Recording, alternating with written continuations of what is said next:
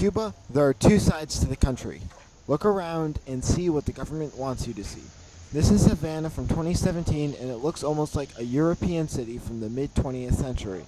There is a well tended park, the buildings are very Spanish in style, and there is a military statue in a park in the distance.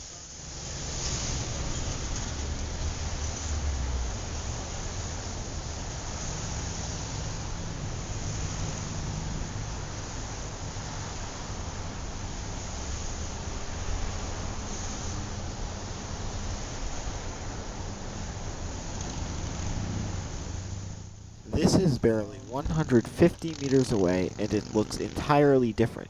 The statue looks fine, but the pavement is cracked and overgrown. There are no visitors to this monument, just an empty square with the brick and cement cracking and in disrepair. The buildings all around look dilapidated and not necessarily fit for living.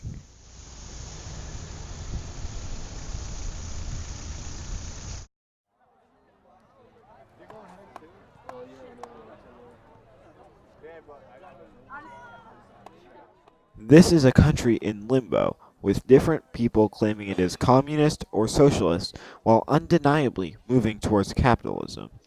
You look around, and this is an idyllic road, a long straight with a beautiful sea view. And if you look across the bay, there is a old fortress, and on the street there are multiple hotels.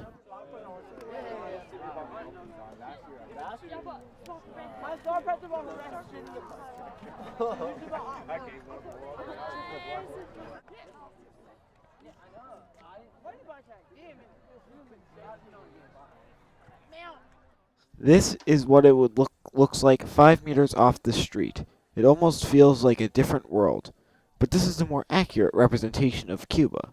In Cuba, the average salary is around $20 a month. And this is what that average salary will get you in your house. This is especially bad with their high dependency ratio, the amount of non-workers, which is birth to 15 and 65 plus, to workers.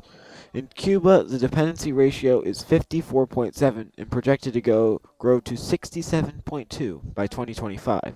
By comparison, the US currently has a rate of 22.31.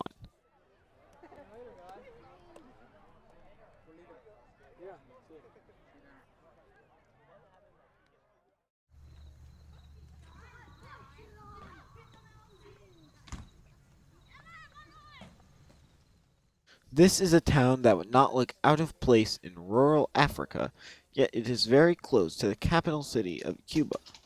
Barack Obama recently raised the amount that can be given in remittances, or pretty much gifts, from 2,000 to 8,000 a year. This sounds great until you realize this has only exacerbated the inequality problem that is starting to manifest. This is because whites are 2.5 times more likely to receive these remittances than blacks. In Cuba, the economy is starting to transition to a more capitalist way of doing business. The problem is, their transition is creating extremes, haves and have-nots.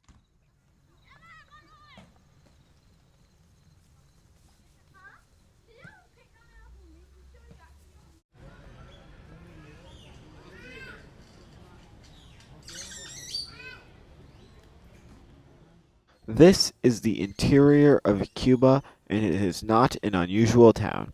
Cuba looks like a more developed country from the outside, but the inside is dilapidated, like covering up a mess with a nice-looking blanket. This is par for course for this country. Cuba has the veneer of a developed country with free healthcare, education, and utility subsidies, but they still have a long way to go before they make it there.